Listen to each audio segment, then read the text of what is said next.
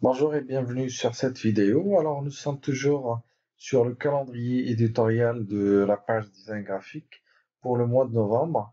Donc on a déjà publié quelque chose plutôt programmé pour le mois prochain, et on aimerait, au lieu de publier juste des images uniques pour en Monday, Motivational Monday, rester toujours sur le même campagne, c'est-à-dire des citations de motivation, mais changer le format.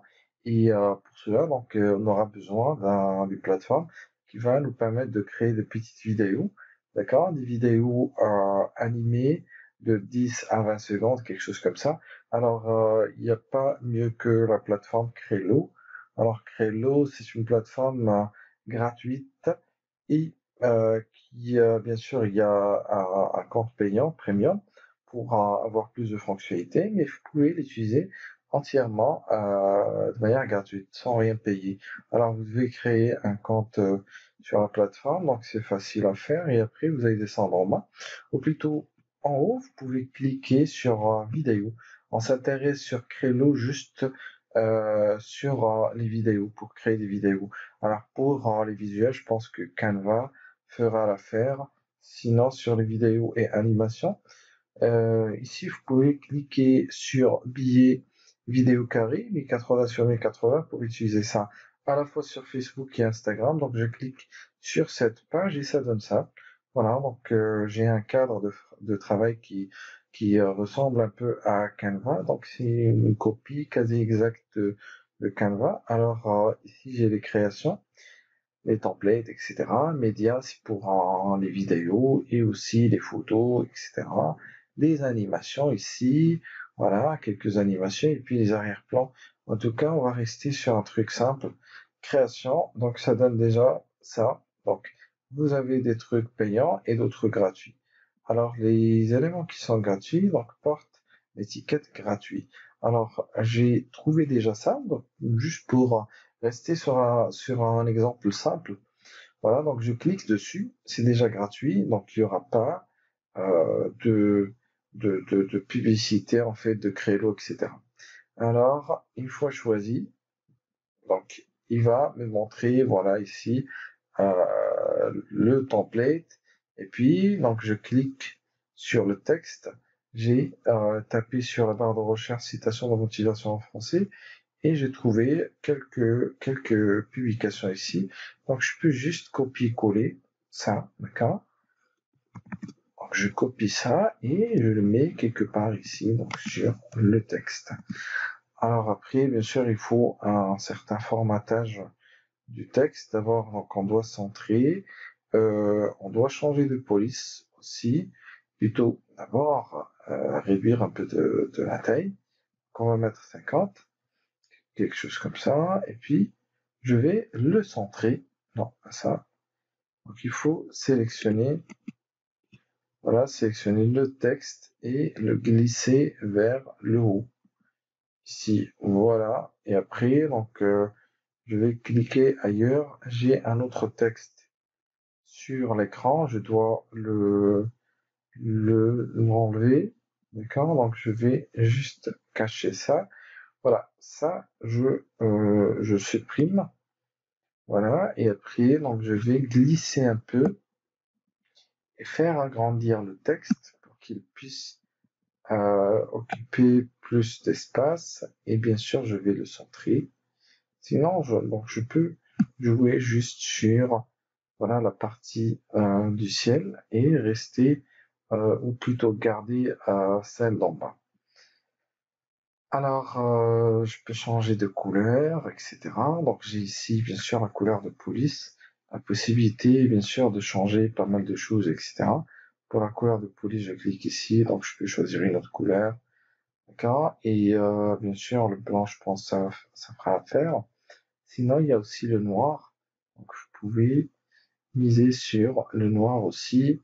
Alors, sinon, il y a d'autres éléments en bas, la taille de police, vous pouvez la régler tout simplement en glissant à droite ou à gauche. Voilà, parfait. Et puis la hauteur de la ligne, pareil.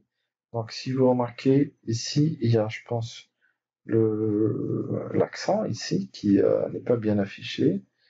Donc, on veut qu'il s'affiche bien. Voilà, espacement entre les caractères. Je pense pas que c'est utile. Voilà, parfait.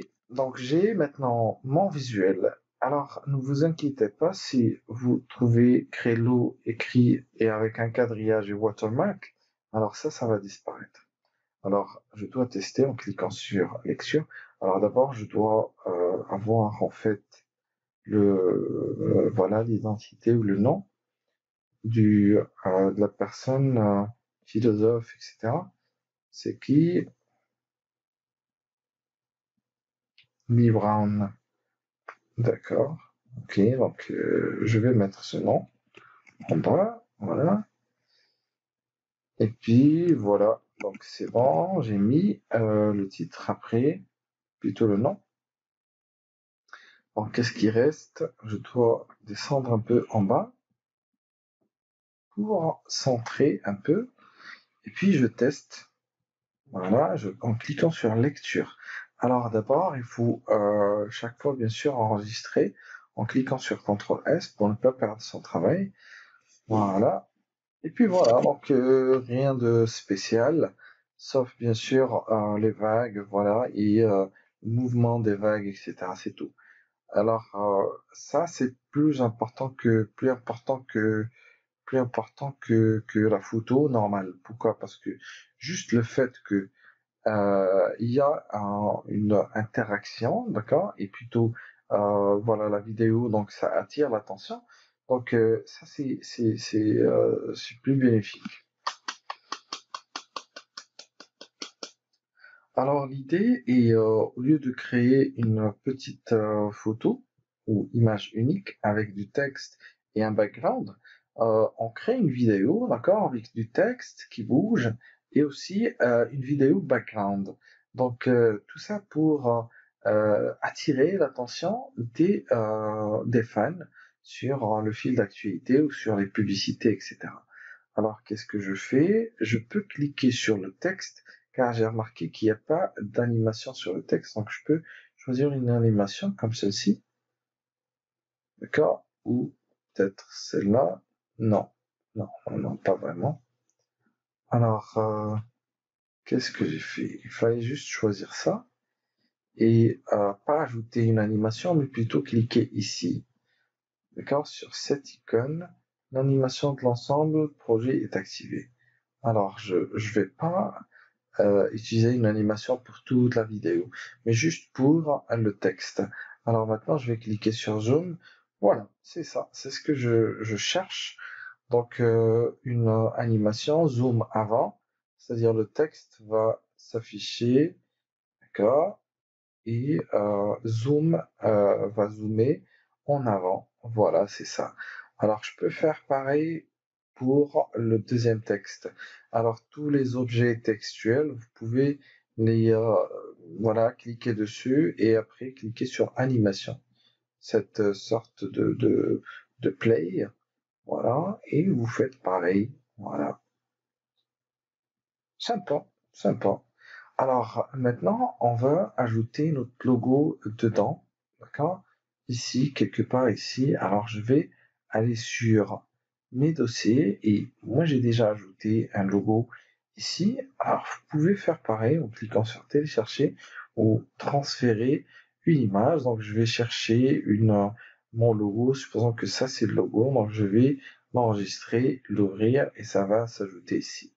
Alors qu'est-ce que je fais? Je glisse ou je clique dessus et puis je vais voilà jouer un peu sur l'emplacement et puis voilà. Donc les personnes qui utilisent déjà Canva vont trouver la plateforme très très facile. Voilà, je peux même mettre une animation ici. Voilà, pourquoi pas. Alors après, je dois changer le texte, le titre de la vidéo. Donc je vais mettre ici citation de motivation. Ah, par exemple. Je copie parce que des fois ça, voilà, c'est ça. Des fois, lorsque je tape OK la première fois, il prend pas le titre. Voilà, je pense que c'est un petit bug qu'il faut signaler à la plateforme. J'enregistre. Bon, c'est déjà enregistré. Non, pas ça. Il faut juste enregistrer en cliquant ici. Après, je clique sur télécharger. J'ai deux options. La première, c'est MP4. Deuxième, c'est GIF.